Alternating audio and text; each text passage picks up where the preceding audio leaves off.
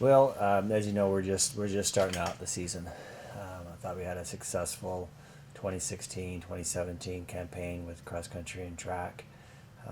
We looked that we had a decent summer of training, and obviously the cross country season is about how well you perform in November, and not necessarily the first weekend in September. So we have a few new faces. It'll be fun to see how they roll, and it's going to be, I think, a slightly more competitive race than we usually start off with. So that'll be interesting. So just information gather, focus on our training, and see how the first race goes. On the men's side specifically, I mean, I know you mentioned you have newcomers, but you have so many people back. Yeah. Is it a pleasure to coach? And how would you describe what it's like to watch these guys run? It's the athletes we have in our squad. You root for them. I mean, they're talented. They're focused. They're motivated. We just have to make sure we have the right steps in preparing them for being at their best in November. Coach, I guess if you would, in terms of adjustment going from last year's squad to this year's squad, what's different about, I guess, maybe the new people on the team this year, and in terms of making that adjustment? Well, when you have a culture of performing at a high level that we have, I think the athletes coming into the program look to the athletes that have been in the program and see how they do things, how they act, how they train, how their mental approach to competition is. So we don't have a lot of fresh faces, but we have some pretty influential ones. I'm very interested in seeing how Caleb Corda develops. He's a very, very talented young man, but it's just going to take him a little while in order to get up to that next level. But he seems very focused, and so it's going to be. It's always a fun season. There's always going to be ups and downs. We're not going to race everybody this weekend. A couple of our big guns. We're going to hold out and continue to train them. And the idea is just to keep getting a little bit better each day and each week. Why keep a couple of the bigger guns, if you will, out of the race? Just training, getting them ready. Yeah. In terms of the poll, you guys are number one again in terms of for the GNAC.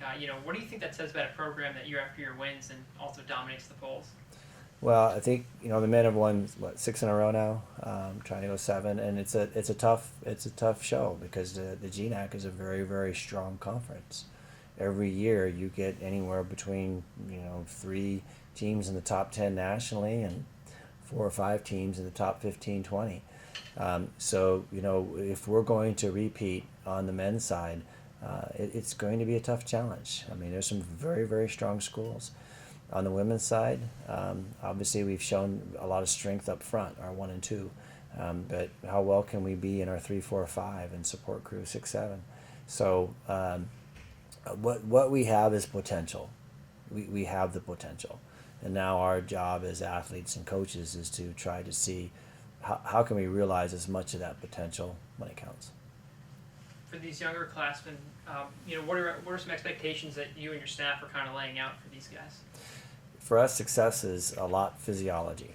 So we need to make sure we understand where they are right now in their current state of fitness, and how best to progress them. There's some athletes that can withstand a lot more training. Others we need to principally train and then cross train the rest. And so getting to know them. And enhancing our communication skills, making sure that they are comfortable with coming to us and knowing the things that they should be doing or want to be doing or have had success before, communicating, what's working, what's not working. All those things are very, very important. And we've made it, in particular this year, a goal of ours is to really, have that understanding with each athlete. So you said you're coming back after redshirting last year. You fired up about this? Oh, yeah. I'm very excited. We have a good team. We have a lot of newcomers. Everyone's pretty mature. Even the people that are coming in, like the fresh guys, they're already kind of getting the hang of the training. And we all had a pretty good summer, so it should be a pretty exciting season. What do you see as, I guess, the biggest challenge coming off a redshirt season? You kind of just get a little rusty especially like I haven't raced cross country in a year, so for me it's just kind of getting a feel of what it's like to run hills and just kind of running with teammates again, especially us coming from different sides of the world during the summer and just getting back together. It takes a while to get that synergy back. Once you are racing and you're actually in the race, like how quickly do you kind of, I guess, get that pace back that you're saying that you haven't felt in a while? It doesn't take long, especially with this team. That's what I especially love about my teammates, is that we all just kind of have this like amazing chemistry, and you just kind of like, we just run based off each other's pace. So it would be a lot more difficult being an individual, having to kind of like keep a control of your own race, but having teammates at the same level, it just makes it so much easier.